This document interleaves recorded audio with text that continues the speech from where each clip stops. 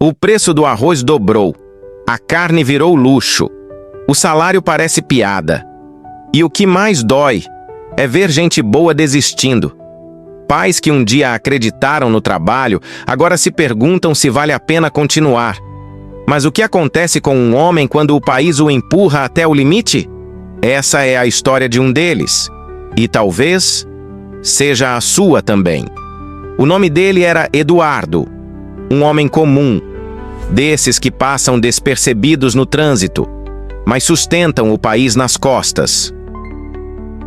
Trabalhava em uma empresa pequena, tinha 2 filhos e um sonho simples: viver com dignidade. Durante anos acreditou que honestidade e esforço eram o suficiente. Acordava cedo, fazia o sinal da cruz e repetia a mesma frase diante do espelho: enquanto eu tiver força, nada vai me derrubar. Mas o Brasil começou a mudar. Devagar, silenciosamente, como uma doença que se espalha sem que ninguém perceba. Primeiro foram os preços. O mercado virou um campo de batalha. Cada ida ao supermercado era uma humilhação disfarçada. Ele via a esposa comparar valores, devolver produtos, fingindo que não se importava, enquanto os olhos diziam outra coisa. Um misto de vergonha e desespero. Era como se a classe média tivesse se tornado o vilão da história. Gente que trabalha, paga imposto e, mesmo assim, é punida. Um dia, Eduardo percebeu que já não reconhecia mais o país em que vivia. As ruas estavam mais tensas, os noticiários pareciam roteiros de tragédia, e a esperança havia sido substituída por ironia.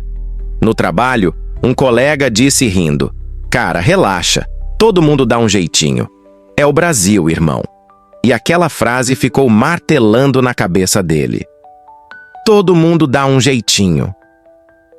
Foi a primeira vez que ele pensou em fazer o mesmo. Burlar uma regra, inventar uma nota, mentir num relatório.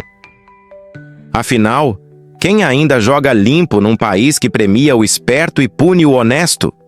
Ele olhou para os filhos dormindo e pensou: será que vale a pena ser justo num lugar onde a justiça é piada?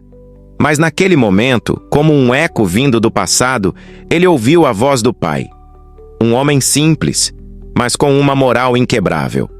"Filho, quando o mundo ficar podre, quem continuar íntegro será rei, mesmo que esteja faminto." Essa frase atravessou o tempo e o segurou. E por um instante, Eduardo entendeu que o preço da integridade é alto, mas o da corrupção é muito maior. Naquela semana, o país desabou. Crise diplomática, dólar disparando, empresas cortando pessoal. O chefe reuniu a equipe e foi direto: ou a gente se adapta, ou fecha as portas. A palavra adaptar soou como um eufemismo para trapacear. Eduardo saiu do trabalho sentindo o peso do Brasil inteiro nas costas.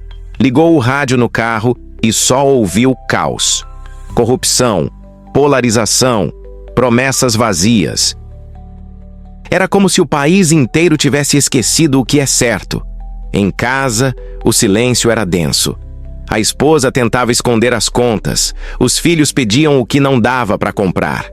Ele saiu para a varanda e ficou olhando o céu escuro. E ali, pela primeira vez em muito tempo, ele rezou. Não por dinheiro, mas por lucidez, por coragem para não se perder no meio da lama. Pediu forças para não ceder ao desespero. E foi ali, naquele momento de rendição silenciosa, que algo dentro dele se acendeu. O país podia estar ruindo, o governo podia trair, a economia podia implodir. Mas existia uma fronteira que ninguém podia atravessar: a da própria consciência. Ele entendeu que a verdadeira resistência não é política, é espiritual. É o ato de continuar sendo decente quando o mundo inteiro te incentiva a não ser. A partir daquele dia, Eduardo começou a mudar. Não o país, mas a si mesmo. Passou a acordar com propósito. Parou de reclamar e começou a agir. Ajudava quem podia, sem esperar nada em troca. Parou de discutir política e começou a estudar filosofia. Descobriu o estoicismo. Lia Sêneca à noite, quando o barulho da cidade diminuía e o som dos pensamentos se tornava mais nítido. Aprendeu que a dor é inevitável, mas o sofrimento é opcional. Que a virtude é o único bem que ninguém pode tirar. E que a serenidade nasce quando você para de esperar justiça do mundo e começa a cultivá-la dentro de si. Com o tempo, a transformação foi visível. Não na conta bancária, ela continuava apertada, mas no olhar. Havia uma paz diferente, um tipo de força silenciosa. A casa ficou mais leve. Os filhos começaram a entender que riqueza não é ter, é ser. A esposa dizia que via nele algo novo, como se a fé tivesse se tornado uma armadura. E o curioso é que, quando Eduardo parou de tentar vencer o sistema, começou a vencer a si mesmo. O sistema não sabia lidar com isso. Ele não podia ser comprado nem manipulado. E nesse mundo, quem não se vende é perigoso. Um dia um vizinho bateu à sua porta.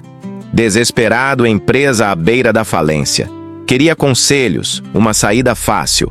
Eduardo ouviu em silêncio e respondeu com calma. Você pode perder tudo. O dinheiro, a empresa, o carro. Mas se perder o que é certo, já perdeu antes de começar. O vizinho chorou. E naquele instante, Eduardo entendeu o que o caos estava tentando ensinar. A crise não veio para destruir todos. Veio para revelar quem ainda é humano. O Brasil continua em crise, os preços continuam absurdos, os políticos continuam mentindo. Mas Eduardo aprendeu a enxergar além. Ele entendeu que o país pode quebrar, mas o espírito dele não precisa, que a moral não depende do governo, que o caráter é a última trincheira.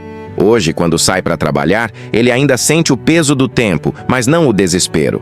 Sabe que o caminho é longo, injusto, cansativo, mas aprendeu que o verdadeiro sentido da vida não é vencer, é resistir sem se corromper. Porque quem permanece justo num mundo injusto é, por definição, livre. A verdade é dura, mas libertadora. O mal não vence porque é forte. Ele vence porque o bem desiste. E talvez o que o Brasil precise agora não seja de novos políticos, mas de pessoas que se recusem a desistir do que é certo. Eduardo não virou herói, não ficou rico, mas continua de pé. Continua ensinando os filhos a olhar no olho, a trabalhar com dignidade, a ter fé mesmo quando o mundo parece desabar. E talvez isso seja mais revolucionário do que qualquer protesto, porque a verdadeira revolução é interior. E se você chegou até aqui, é porque essa história falou com algo que ainda está vivo dentro de você. Então eu te pergunto, você ainda acredita que é possível viver com integridade num país em ruínas? Ou já se rendeu à lógica do jeitinho? Se isso te tocou, é porque esse vídeo precisava chegar até você. E se você quer continuar encontrando força, fé e lucidez em tempos sombrios, se inscreva no canal, mas só se tiver coragem de permanecer íntegro num mundo que enlouqueceu.